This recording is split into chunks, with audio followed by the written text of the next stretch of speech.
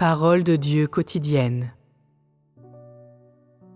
Désormais, parler de la parole de Dieu est le principe qui fonde ton discours. Lorsque vous vous réunissez, vous devriez échanger la parole de Dieu, en faire votre sujet d'échange. Parlez de ce que vous connaissez de la parole de Dieu, de votre manière de la mettre en pratique et de comment le Saint-Esprit œuvre. Si tu parles de la parole de Dieu, le Saint-Esprit t'éclairera. L'homme doit aussi coopérer si ce monde doit devenir le monde de la parole de Dieu. Si tu n'entres pas dans cette coopération, Dieu ne peut pas faire son œuvre. Si tu ne parles pas de sa parole, il ne peut pas t'illuminer. Chaque fois que tu le peux, parle de la parole de Dieu. Ne parle pas oisivement. Que ta vie soit remplie de la parole de Dieu. Alors tu seras un croyant fervent. Même si ta communication est superficielle, c'est correct. Sans la superficialité, il n'y aurait pas de profondeur. Il y a un processus à respecter. Par ton exercice, tu acquiers une intuition de l'illumination du Saint-Esprit en toi et de la manière de manger et boire la parole de Dieu efficacement. Après une période d'exploration, tu entreras dans la réalité de la parole de Dieu.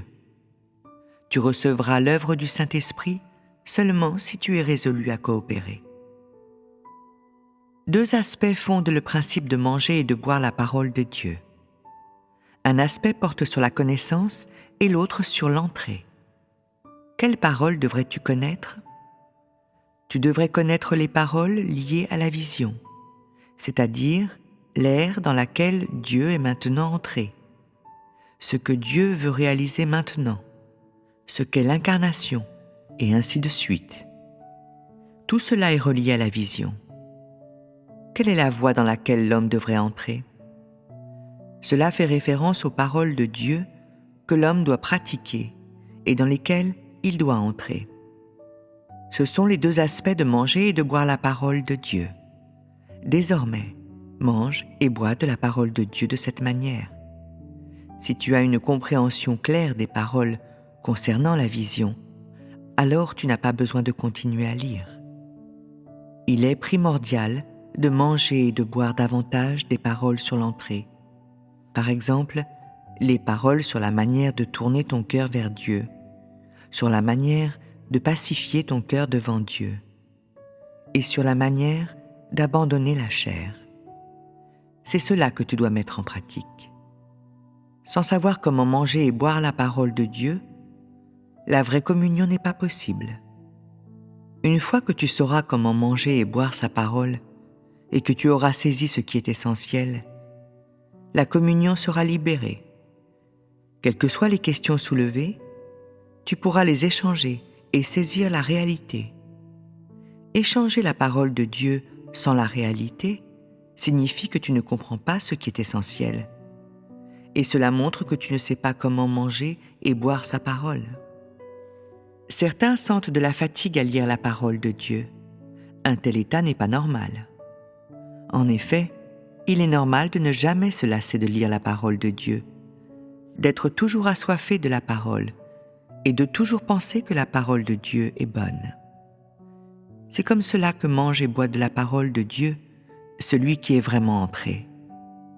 Lorsque tu sens que la parole de Dieu est vraiment pratique et est exactement ce en quoi l'homme devrait entrer, lorsque tu sens que sa parole est très utile et bénéfique à l'homme, et qu'elle est l'approvisionnement de la vie de l'homme, c'est le Saint-Esprit qui te donne ce sentiment.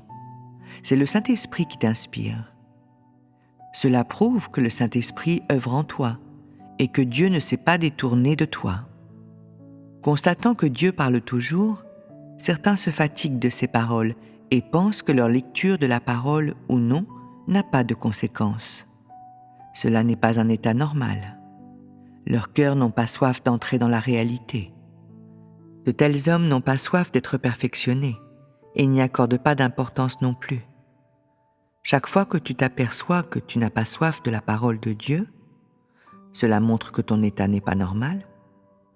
Dans le passé, que Dieu se détourne de toi ou non était déterminé par le fait que tu sois ou non en paix intérieurement et que tu ressentes ou non du plaisir. Maintenant, l'essentiel porte sur le fait que tu aies soif ou non de la parole de Dieu, que sa parole soit ou ne soit pas ta réalité, que tu sois fidèle ou non et que tu sois capable ou non de faire ce que tu peux pour Dieu. En d'autres termes, l'homme est jugé par la réalité de la parole de Dieu. Dieu dirige sa parole à tous les gens. Si tu es prêt à la lire, il t'éclairera, sinon il ne t'éclairera pas. Dieu illumine ceux qui ont faim et soif de justice et ceux qui le cherchent. Certains disent que Dieu ne les a pas éclairés, même après avoir lu sa parole. Comment ont-ils lu la parole ? Si tu as lu sa parole rapidement et ne l'as comprise que superficiellement, et si tu n'as accordé aucune importance à la réalité, comment Dieu pourrait-il t'éclairer ? Comment quelqu'un qui ne valorise pas la parole de Dieu pourrait-il être perfectionné par lui ? Si tu ne valorises pas la parole de Dieu, alors tu n'auras ni la vérité ni la réalité. Si tu valorises sa parole, alors tu pourras pratiquer la vérité. C'est alors que tu auras la réalité. Donc, tu dois manger et boire la parole de Dieu, quelle que soit la situation. Que tu sois occupé ou non, que les circonstances soient défavorables ou non, et que tu sois éprouvé ou non. Somme toute, la parole de Dieu est le fondement de l'existence de l'homme. Personne ne doit se détourner de sa parole, et tous doivent manger sa parole comme si elle constituait les 3 repas de la journée. Pourrait-il être si simple d'être perfectionné et acquis par Dieu ? Que tu comprennes ou non à présent, ou que tu aies une perception ou non de l'œuvre de Dieu, tu dois manger et boire davantage la parole de Dieu. Cela est une manière énergique d'entrer. Après ta lecture de la parole de Dieu, hâte-toi de mettre en pratique ce en quoi tu peux entrer et mets de côté pour le moment ce en quoi tu ne peux pas entrer. Il se peut que tu ne comprennes pas un nombre de paroles de Dieu au début, mais après 2 ou 3 mois, peut-être après 1 an même, tu comprendras. Pourquoi ? Dieu ne peut pas rendre l'homme complet en 1 jour ou 2.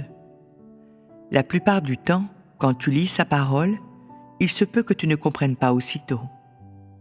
À ce moment-là, tout peut te paraître comme rien de plus que du texte. Ce n'est qu'après un temps d'expérience que tu pourras comprendre. Dieu a beaucoup parlé, alors tu devrais faire de ton mieux pour manger et boire sa parole. Sans t'en rendre compte, tu en arriveras à comprendre et le Saint-Esprit t'éclairera. L'homme est souvent inconscient que le Saint-Esprit l'éclaire. Il t'éclaire et te guide quand tu as soif et quand tu cherches. Le principe selon lequel le Saint-Esprit œuvre est fondé sur la parole de Dieu que tu manges et bois. Tous ceux qui n'accordent pas d'importance à la parole de Dieu et ont toujours une autre attitude envers sa parole, une attitude de négligence et de conviction que leur lecture ou non de sa parole n'a pas de conséquences, sont ceux qui n'ont pas la réalité. Ni l'œuvre du Saint-Esprit, ni son éclairage ne peuvent être vus en eux. Ces gens n'y mettent aucun effort. Ils sont des imposteurs sans vraie compétence, comme Sieur Nan Guo de la parabole.